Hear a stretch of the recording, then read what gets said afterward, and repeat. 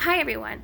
So I've been gone from this channel for a couple of years. I was going through something in my life where I didn't feel it was safe to have the channel up for a period of time. I feel it's perfectly safe now. I made a promise to myself and to everybody else that I will never let anybody take this channel away from me. I can be intimidated. And those toxic individuals in my life, they will try to intimidate me. They might try to guilt trip me, but I'm going to speak the truth. And that's never going away. One thing, though, I will never give away: ages, locations, names, nothing like that. I'm not going to give these people the ability to sue me. It's everything I say is the truth, every word of it. But you're not going to take this from me. You're not going to. So the topic I want to talk about today, I took down all of my other videos on this channel. So I'm going to kind of start over from scratch. I might put some of the older ones back up after I review them. Just to be absolutely sure that there's no identifiable information. There never will be. But the topic today I want to discuss is the smear campaign. So the smear campaign is basically when you end things with a narcissist or they end things with you, the narcissist will want to get the story out first. They need to get the story out first, and they need to make sure that the version they want people to believe is out there first, and everybody's there for it. So one common theme of I'm an actual victim of narcissistic abuse, of domestic violence, is that usually the victim is pretty quiet, and they're pretty quiet for a while. This is a huge misunderstanding about domestic violence victims or narcissistic abuse victims. The concept, and not everybody likes to hear this, but the concept of victim blaming is entirely real. People will say, it must not have happened because you didn't go to the police right when it happened. Right when it happened. You didn't tell anybody right when it happened. Usually the victim is terrified. In my case, I am a victim of a few different types of assault. You get what I mean? I didn't tell anybody for years. And I was made fun of and ridiculed by the police because, well, there's nothing we can do now. There's no physical evidence now. I know. I'm telling my story because it heals me. It gives me healing to tell people and not keep a secret from this person anymore. Or look at the case of Johnny Depp and Amber Heard. She was the actual abuser, but she was out there telling everybody that she was being abused. And honestly, she makes real victims not be believed. She makes real victims look awful. Johnny Depp was silent in the background, wasn't he? Now, he defended himself because he ended up suing her. But who was the loud one? Who was the person going out and telling everyone a certain story? She wanted to make sure she got out there first. She was angry about being broken up with, and she wanted to be sure that everybody believed her, that she got out there first. That's one thing about smear campaigns. I know it's frustrating, and you feel isolated, you feel alienated, you feel completely alone because all of your friends you had in common, your family, their family, You think that they all believe the narcissist and their smear campaign. And quite a few of them do. But let me tell you something. I used to worry about that too. I am free of that. Oh, I'm free of that. I've been free of that now for years. I cut everyone off. Every single one of them. Flying monkeys, even if they were my friend and not the narcissist friend. Because I didn't want to deal with that BS. People that didn't even know the narcissist were being contacted by the narcissist and then contacting me. And I'm like, no, that's not my problem anymore. That's not my circus. Those aren't my monkeys. Let me tell you something. If they blindly take the side of the narcissist, they weren't ever on your side. You don't need those people in your life. You think you do. You think you do. You feel isolated, broken, and alone. Chances are you've been monetarily abused, physically abused, and you've already been isolated.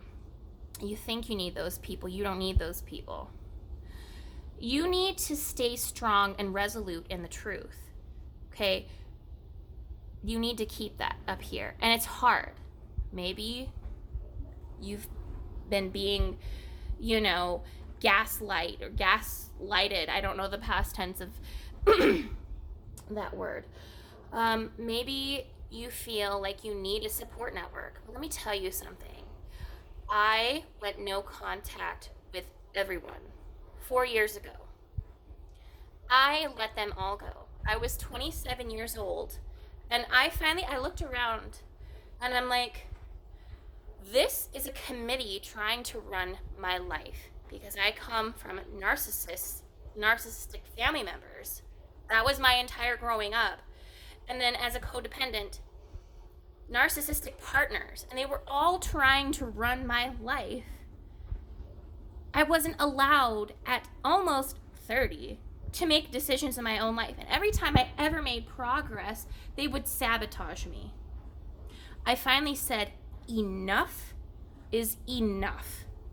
I am done. I am going to meet these goals by 30, gosh darn it. I will have my college done. I will have my career. I will have no debt. I will be healthy. I will have this and that. And I did. I went no contact with everyone. And I did. It was amazing to me how, I cried and I was terrified. A single mother of 3 children with no help at all. The lights never went out.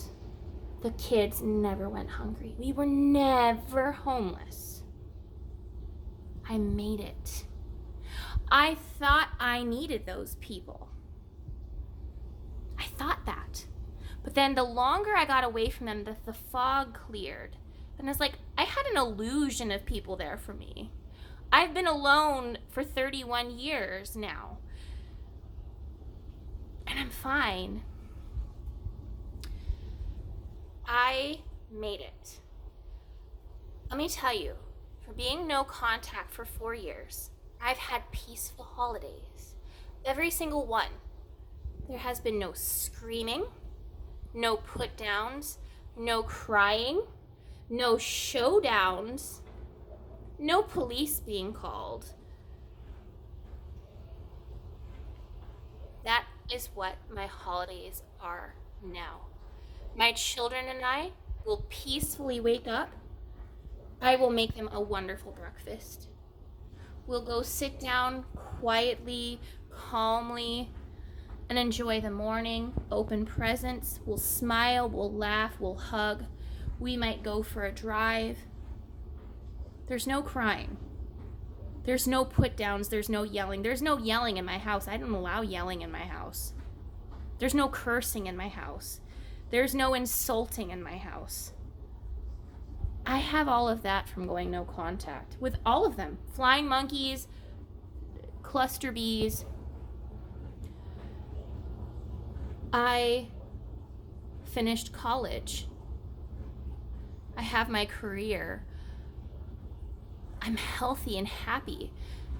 For the first time around 30, I experienced pure bliss, pure joy, a clear mind.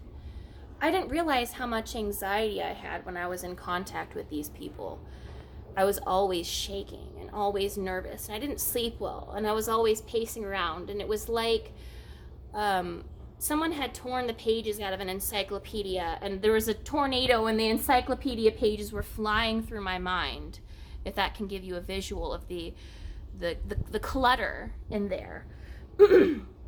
I can maintain an entire day without flipping back and forth through an agenda to remember all of the appointments I have now. I don't have to have 25 alarms set on my phone to make it through a day now to remind me I have to take this medicine at this time, I have to get here at this time. I have peace. I have joy. I have a zest for life that I've never had before. I do what I want and when I want to do it. And that's not selfish. People will tell you, toxic people will tell you, that you are being selfish if you want to eat healthy. Toxic people will tell you that. If you need to go to bed early to wake up because you have a meeting tomorrow, because you can't drive them somewhere because you have to go to bed, you're not feeling well. Toxic people will tell you that.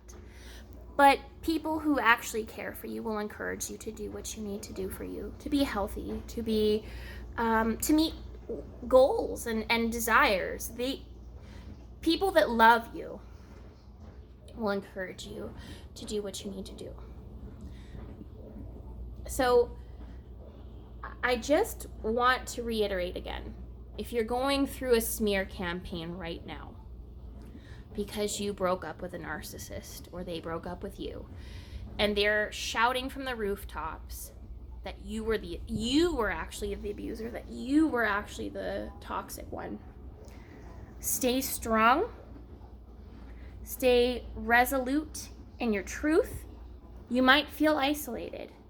You might feel alone, but they're actually doing you a favor. They are. By leaving your life, they're revealing, with this smear campaign, they're revealing who the fake friends were, or the fake family members were, and what they really are. You don't want them back. You don't want those flying monkeys back. They're just not good people, and you will feel so good. Remain no contact, and you will feel great. I'm telling you, 4 years later, I've never felt better in my entire life. My 30s are bliss. Compared to my 20s and my teens, my 30s are amazing. I've never been more happy. I feel fabulous. Stay no contact. You're going to make it through that smear campaign, and you will be so much better off. Good luck.